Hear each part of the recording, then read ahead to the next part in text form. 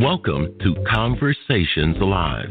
For more than a decade, we've brought you the best in books, entertainment, and current events. When the movers and shakers of the world have something to say to you, they say it to us first. And now, celebrating 15 years of broadcasting, here's your host, Cyrus Webb.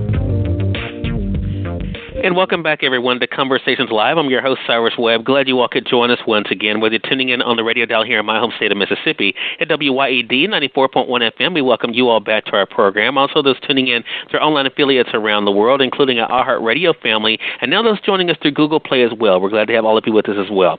I'm always excited to welcome guests to this program who have not only been able to find professional success for themselves, but also can be a source of inspiration for others as well. Our next guest definitely fits the bill on that. We're excited to welcome Dr. Muri Raifu to our program today. Dr. Raifu is someone who's been able to not only find success as a neurosurgeon, but also as an individual who's had a goal and dream for himself, and to be able to see that realized and being able to achieve things that many people just do that, just dream about. We'll talk to Dr. Raifu not only about the journey for himself, but also what it's been like for him to be of service to others. Dr. Raifu, hello to you, and welcome to the program. Thank you very much for having me. Hey, the pleasure is definitely all mine. I want to begin, if you don't mind, with a reflection on what you've been able to achieve. Because as I said, I think that's the big thing for me when I was prepping for this segment. You've been able to do some extraordinary things as a neurosurgeon, but it all began with a vision for yourself. I mean, what has it been like for you to have a goal and then to be able to do the work to turn that into a reality for yourself? Well, for me, I come from a big family. I'm the sixth of 7 children, and I really, without much in terms of resources to start. And I became independent at the age of 15, actually, just about to turn 16, and set out to try and do the best I can to achieve my goals in life. I started wanting to be a doctor, and basically got into working really hard, and eventually be able to, with the help of many people, to get to medical school and eventually become a neurosurgeon.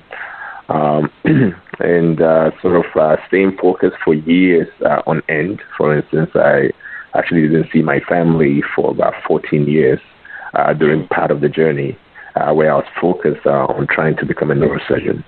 It took a lot of sacrifice, but I can tell you the journey has been well worth it. Yeah. And it's a journey that not only, of course, as I said, is the realization of a dream for you, Dr. Raifu, but also you've been able to help people.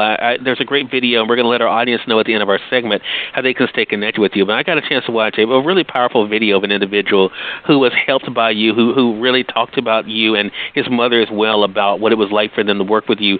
Do you think it is your empathy and your passion for people one of the things that drives you as a neurosurgeon? Absolutely. I've been lucky to be helped by a lot of people in my life. And so for me, helping other people is just very natural because I know how helping somebody can impact them because I have been on the receiving end of it as well. So for me, it's really sort of a way of life. For my patients, I try to go beyond just the disease process and actually trying to understand what their fears are, what their concerns are, what about their family, what their hopes and dreams are. And all that plays a role in their ability to heal. And understanding it also helps you as a physician to be able to really help them as a holistic person as opposed to just a person in front of you with a disease. Right, for sure.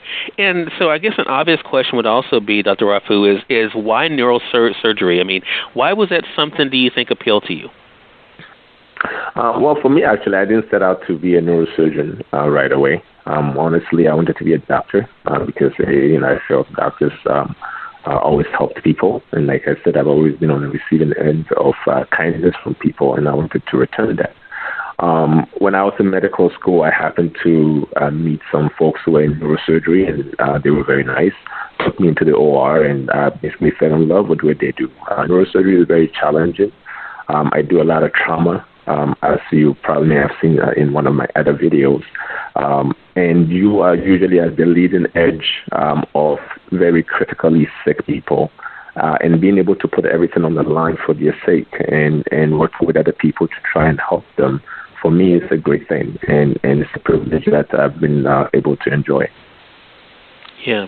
And I think the other side of that, too, again, is knowing that it's bigger than you. You know, one of the things I've noticed in doing this program over the years, Dr. Raifu, is that, it's all about a team, right? I mean, and I think that's one of the things, too, that comes through in your work. I mean, what has that been like for you? I mean, I think anytime that you are having a goal and you have individuals working together to support that goal, it definitely makes things worthwhile. Is it also what you found in your profession? Absolutely. It's extremely, extremely important, actually. I always tell people that if someone were to come in for trauma, all the way from the person who gets them in the field, all the way to the person that takes in the information, to the nurses who rally when the patient first gets there, to the anesthesiologist, to the surgeon, and then to the nurses who actually the patient after the surgery has been done. Every single part of this. And I always say, in the janitor in the hospital who cleans and make sure we keep the hospital safe so that we don't get infection. Everybody's playing a role in making sure that that person gets out of the hospital in the best possible shape. So teamwork, all the way from the top to the bottom, is essential in medicine. Without that, any can that change actually can have devastating consequences for a patient. So for me, this is number one thing, and you have to treat all your teammates, and I call them teammates regardless of the hierarchy, with respect and to make sure that they understand how important their work is. Yeah. And I think that's too. I mean, and that importance because it literally can be the difference in life and death. And I think that is the thing as well. I want to say for those who are just tuning in either on the radio side or online, you're listening to Conversations Live.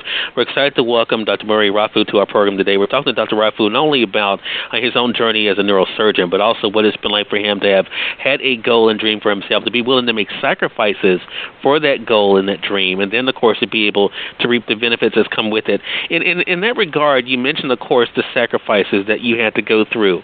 And I think this is a big thing as well for people to realize when you talk to people about your experience. I mean, is that one of the things that you let them know is that this is something that does require hard work? It's not enough to say, I want to be X, Y, or Z.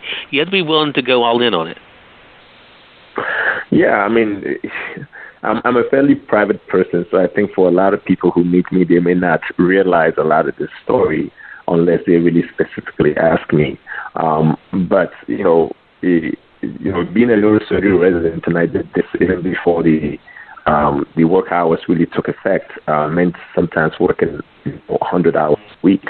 If you imagine that, that's close to be having 2.5 full-time jobs and doing it consistently for quite a few years.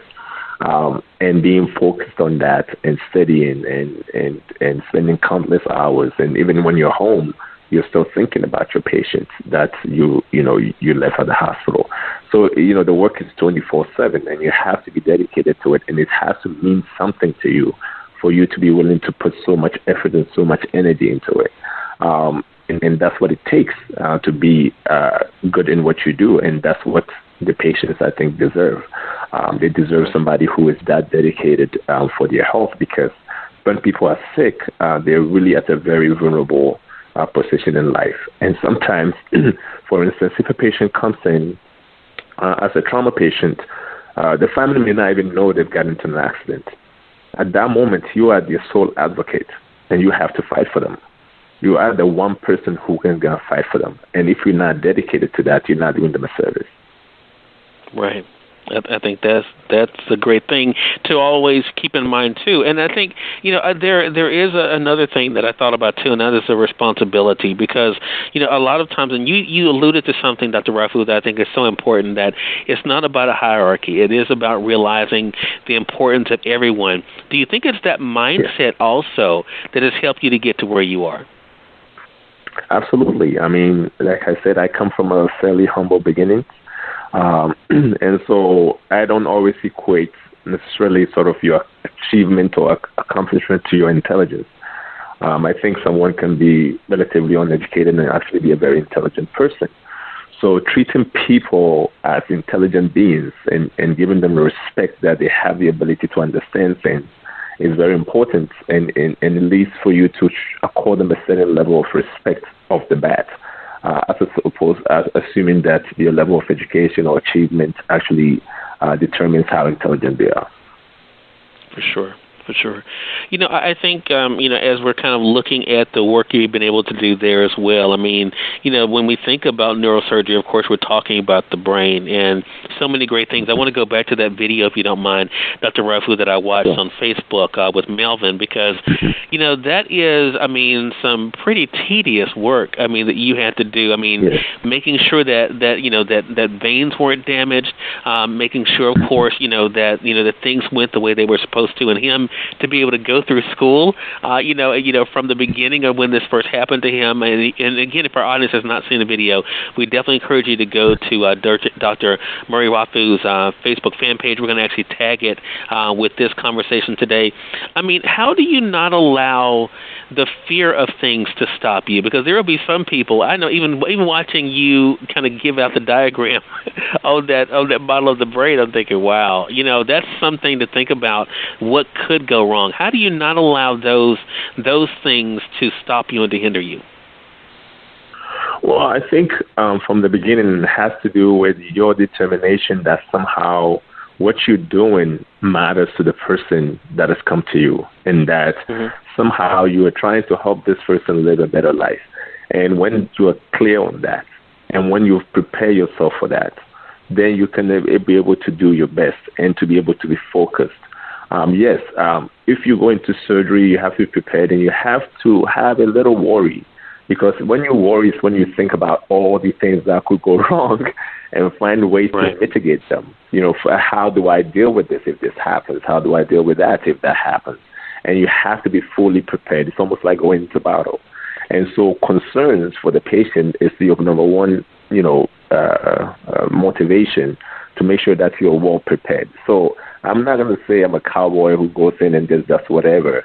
I actually go in with serious concerns about all the things that could potentially go wrong, so I could be prepared for it if it does happen. And that, once you feel prepared, allows you then to go in with a clear mind and to be able to do the best that you can. Right. I think that's it.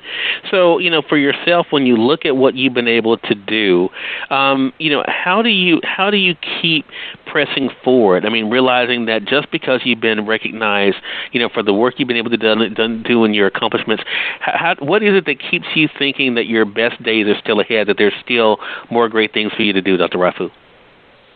Well, the field is always changing, and the need is getting greater and greater, and not only here, in my locale in Los Angeles, but also around the world. For instance, we just came back from doing the medical mission in Ghana to help people with both spine and brain problems. I don't know if the audience are aware, I also do spine. There's not just the brain, with ProMed Spine in Los Angeles. The need around the world is so big and so enormous and ever expanding. And with new technology, our ability to solve certain problems and to be able to do certain kind of operations more efficiently and safely is increasing. So all of that is really playing a role and keeping the field very exciting, and that allows me to stay, excited and motivated to do things. Yeah, for sure. So we know that there's definitely more for us to be able to look forward to. Again, everyone, Dr. Muri Raifu has been our guest. Great conversation with you, Dr. Raifu. And as we kind of look and reflect on what you've been able to achieve, the sacrifices made, but also, the people that you've been able to touch, it really shows us, again, what is possible. Again, beginning with a decision to do something and then to be able to do the work necessary. How can our audience stay connected with you and find out more information about your practice? So, I'm with ProMed Spine in Los Angeles, and so they can reach me that way. ProMed is PROMED, and then the word spine at the end, SPINE. You can reach me that way, or you can reach me through my Facebook page, which is Dr. Muri Raifu. Okay. All right, and like I said, we'll make sure to tag that. Again, Dr. Raifu, really appreciate the time, and looking forward to speaking with you again. Thank you so much for having me. I really appreciate it. Oh, the pleasure is definitely all mine, sir. And we thank your audience for tuning in to another great segment of Conversations Live. If you all came in late and you missed part of the conversation with Dr. Raifu, don't worry. Thanks to our online friends, you all can catch the replay right after we go off the air. The link is already available through our social media site. So head over to Facebook.com/Cyrus Webb or go to Twitter.com/Cyrus Webb. If you click on the link there, you can listen to the show completely for free and share with your friends from there, too. Until next time, I'm your host, Cyrus Webb, saying, as always, enjoy your day, enjoy your life, enjoy your world. Make sure you take out time to enjoy some good music as well as a great book. Thank you all for choosing Conversations Live today. You all make it a great one.